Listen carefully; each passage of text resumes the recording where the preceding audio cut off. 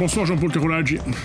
Alors vous êtes tête de liste de la démarche Ajaccio, où en amont de la campagne vous avez été vu comme celui qui allait réaliser une forme d'union des nationalistes à Ajaccio, des gens de Femagour, de Corim Front, et les deux groupes d'opposition auparavant divisés de la municipalité étaient à vos côtés. Finalement, Pascal Zagnoli déclare sa candidature officiellement début janvier, un petit peu tardivement, mais quoi qu'il en soit, aujourd'hui, il n'y a pas vraiment une union. Est-ce que c'est préjudiciable pour une potentielle victoire ?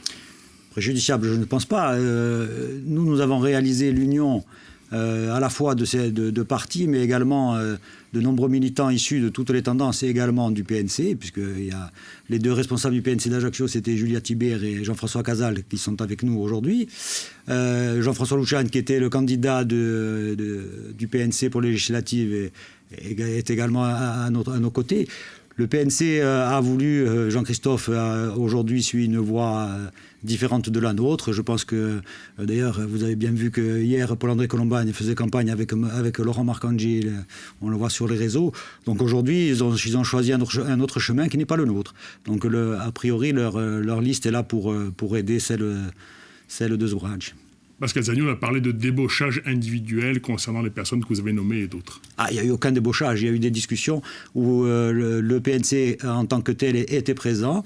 Après, ils ont mis différentes oukases auxquelles ils n'ont pas répondu et du jour au lendemain, ils n'ont plus fait partie des discussions. De toute façon, il était évident qu'ils cherchaient le moyen de ne pas être avec nous. Alors, vous avez été un temps proche de Corsica Libre, qui est devenu par la suite Nation. Il y a des gens de Nation avec vous. Nation, en tant que structure, n'appelle pas à voter pour vous. Écoutez, c'est le problème de Nation. C'est vrai qu'avec nous, il y a de plus en plus de militants de Nation. Le parti en lui-même en a décidé autrement, c'est leur libre choix. Mais par contre, je peux vous dire que sur Ajaccio, la majorité des militants sont avec nous. Alors, Nation qui a décidé de n'appuyer aucun candidat encore, ça ce n'est pas spécifique à Ajaccio. Est-ce que Femagour a pleinement pris, on va dire, position dans cette campagne? Oui, mais est-ce qu'il y a vraiment une volonté d'y aller et de gagner? On sait que Gilles Simeone, jusqu'à présent, a un petit peu ménagé Laurent Marcangeli, c'est du moins le sentiment que peuvent en avoir les observateurs. Écoutez, moi le sentiment, je ne suis pas militant de fait, mais j'en ai pas, pendant un moment d'ailleurs, j'en étais pas très, pas très proche. Aujourd'hui, ce que je peux vous dire, c'est que dans la campagne, ils sont pleinement engagés. Il y a des militants de FM tout le temps autour de moi et qui mènent la campagne. Je n'ai vu à aucun moment un problème à ce niveau-là. Alors, vous avez été en 2014 candidat aux côtés de Simon Renucci. Est-ce qu'aujourd'hui, cette gauche-là, elle est à vos côtés? On a l'impression qu'elle se fait discrète. Cette gauche-là est à nos côtés. Comme elle n'est plus organisée, c'est difficile de vous le dire. On y a des amis, des gens qui ont milité avec nous et qui sont toujours à nos côtés. Et après, forme d'organisation n'existe plus. Donc c'est difficile de vous en parler. En évoquant le programme, le téléphérique fait beaucoup parler. Vous dites que si vous êtes élu, vous allez faire un audit. Pourquoi ? Un audit. Je pense que le téléphérique, c'est devenu la magagne ajaccienne quotidienne. C'est-à-dire que tous les gens qui passent regardent, aussi bien au niveau des cabines que du parking. Je tiens à rappeler que le commissaire enquêteur avait dit que le parking était sous-dimensionné, qu'il fallait un parking d'au moins 500 places. Aujourd'hui, il y en a 150. Si vous voulez, vous pouvez y aller. Il n'y a jamais personne. Il y a 3 voitures, c'est celle des employés. Donc on voit bien que c'est un fiasco total. Je dis, même nous qui étions pessimistes, on ne pensait pas qu'on en serait à ce niveau-là. D'ailleurs, vous voyez bien que la municipalité n'a communiqué aucun chiffre.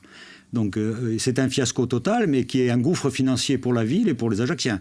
Donc qui va payer? Donc si demain on arrive aux responsabilités et qu'on s'aperçoit que effectivement le coût est exorbitant et qui grève les finances de la ville, il faudra faire en sorte de le démanteler et vendre peut-être les structures qui sont là. Est-ce que c'est possible? On verra ce qui est possible. De toute façon, comme on n'a pas le contrat, on ne peut pas savoir exactement ce qui a été prévu avec Poma, mais une chose est certaine, c'est qu'on ne pourra pas continuer à financer quelque chose qui ne sert strictement à rien.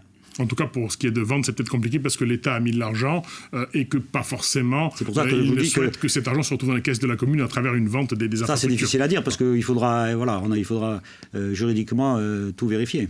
Alors, le téléphérique est un des éléments de la politique de mobilité mise en place par les sortants. Ça nous amène à parler des bus. Les accords sociaux sont tombés et d'autres accords ont été mis en place.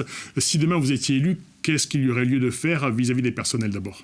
Bon, la première chose, la SPL, elle avait été conçue comme c'est une société où la CAPA et la mairie sont actionnaires. elle aurait dû être faite pour des professionnels. En fait, il s'est avéré que cette société a été créée en gros pour avoir pour placer les amis de la mairie à certains postes très, très, très bien rémunérés. On s'aperçoit d'ailleurs il n'y avait pas de professionnels du transport dans la direction. Aujourd'hui, on fait le bilan. C'est un échec à la fois financier parce que ça a été mal géré. Et c'est aussi un échec en termes de mobilité parce qu'on voit bien que les lignes de bus changent tous les jours. Je vous donne pour exemple aujourd'hui. Donc si vous voulez aller des Salines à la place Millau, il faut prendre 3 bus. Donc si vous pensez que c'est une bonne chose, on s'aperçoit que en fait, la SPL gère les moyens, mais ne gère ni les lignes, ni l'achat des véhicules.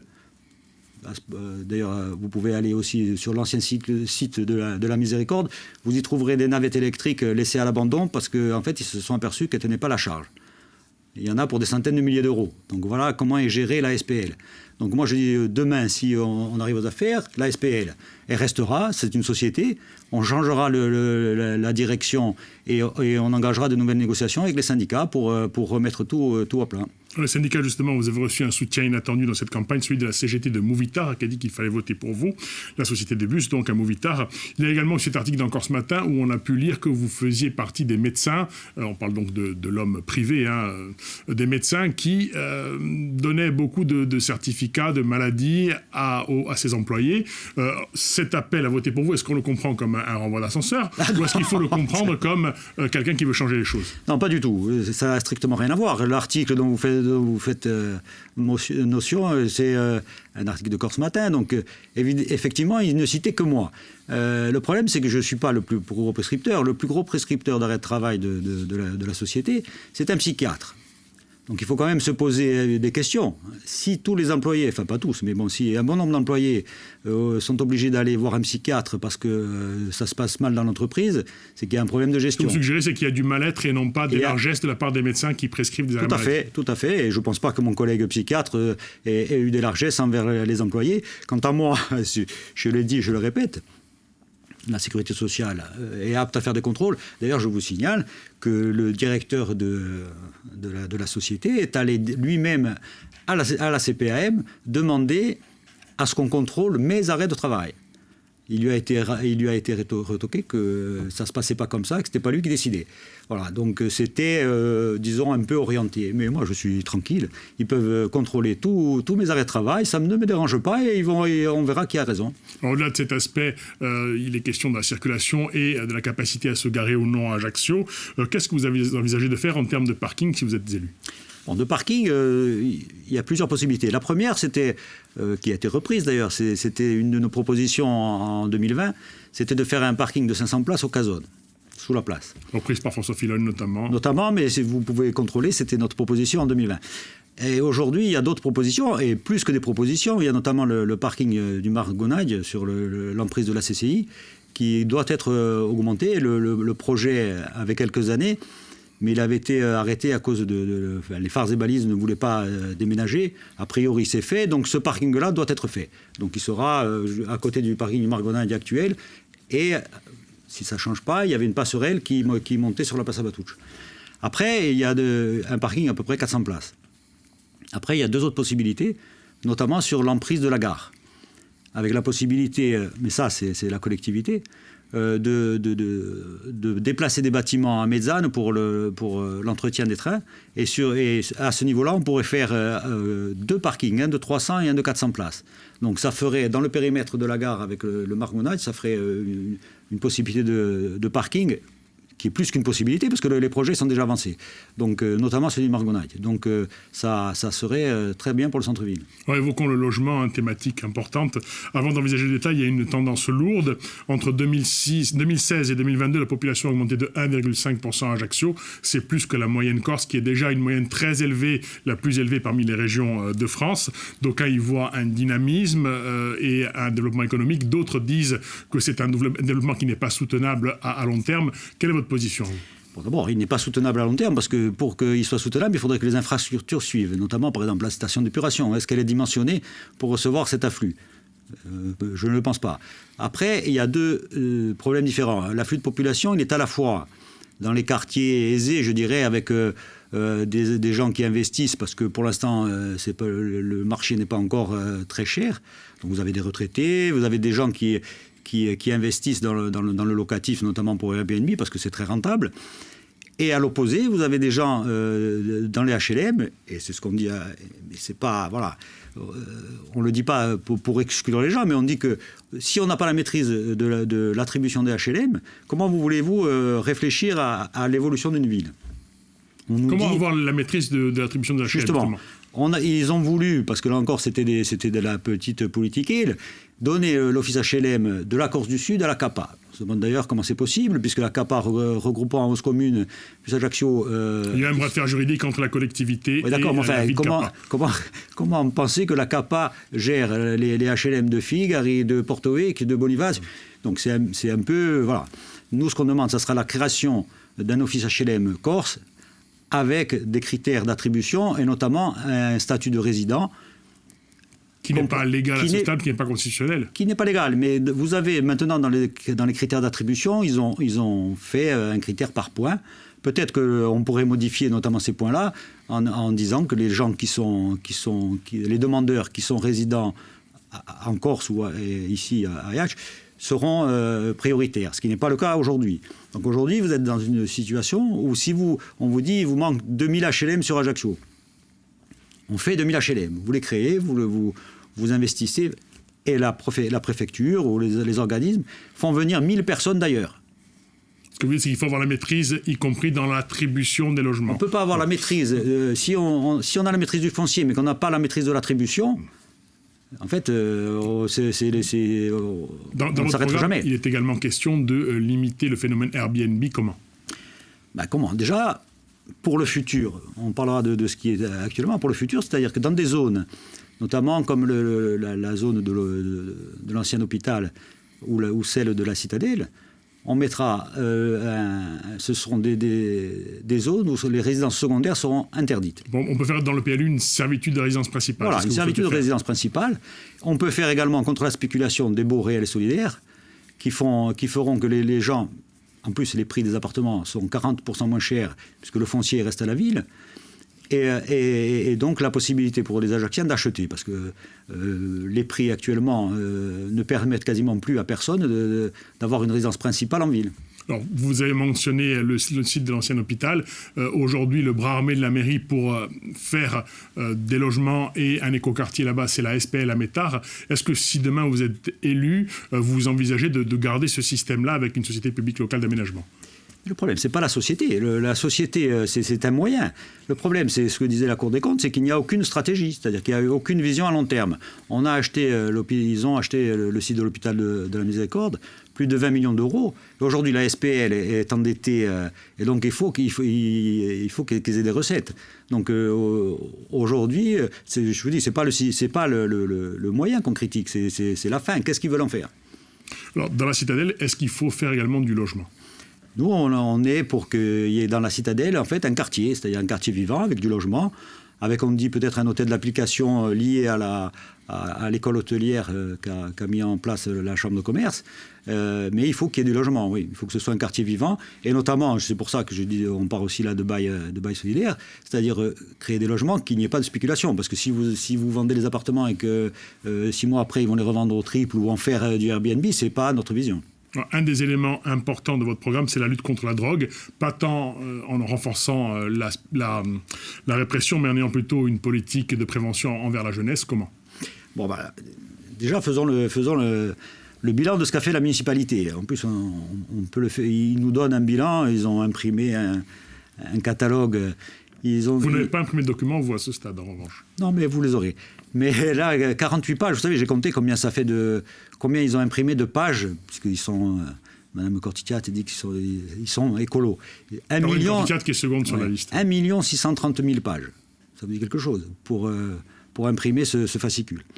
Donc ils disent eux-mêmes... Ils pourraient vous dire que vous n'avez rien produit, qu'auquel cas, c'est flou. Ils répondront. Ce que je veux dire, c'est qu'ils disent eux-mêmes qu'ils ont fait 2% d'investissement pour la jeunesse et pour le sport. Hier soir, vous auriez dû aller filmer. Hier soir... C'est ce que je vais faire aussi. Donnez-moi les questions que je vais vous poser. Non, je vous dis, non, mais je vous parle justement, je vous parle des équipements sportifs. Vous allez, hier soir, il pleuvait, donc dans le gymnase à Campo dell'Oro, il y avait de l'eau. Voilà, les gymnases pleuvent. Toutes les infrastructures sportives de la ville on est dans le tiers-monde. Hein, voilà, donc il faut un plan massif d'investissement. Il faut que la jeunesse ait des occupations. Quand ils vous le disent eux-mêmes dans leur bilan, donc il y a l'école municipale des sports. Les employés font très bien leur travail, sauf qu'en fait, elle est limitée à 250 enfants. Donc comme il y en a presque 4000 en ville, ça veut dire que vous en avez quoi. Effectivement, une école qui est assez demandée parce qu'il y a beaucoup d'activités. Tout à fait. Parents souhaitent y envoyer leurs enfants. Voilà, qui est très bien. Mais le problème, c'est que c'est très très limité. Vous avez 250 places pour 4000 enfants. Donc je veux dire, si on veut lutter contre la drogue, nous ce qu'on dit, on va pas faire la police. De toute façon, c'est pas dans les compétences de la mairie. Ce qu'on dit, c'est qu'il faut donner à la jeunesse un autre avenir. Je crois que vous vous appuyez sur l'exemple islandais que vous avez un peu étudié. L'exemple islandais, il est clair. En 10 ans, en offrant des activités sportives, culturelles, en aidant les parents dans l'éducation, ils sont passés de 40% de jeunes qui buvaient de l'alcool le week-end à 4%. Donc ça veut dire que quand même la politique peut y faire quelque chose. Donc je veux dire, c'est sûr que si vous ne faites rien, ça ne s'améliorera jamais. Et donc quand je vous dis qu'ils se vantent d'avoir fait 300 millions d'investissements, les Ajacciens pourront chercher où ils sont, parce que je ne sais pas.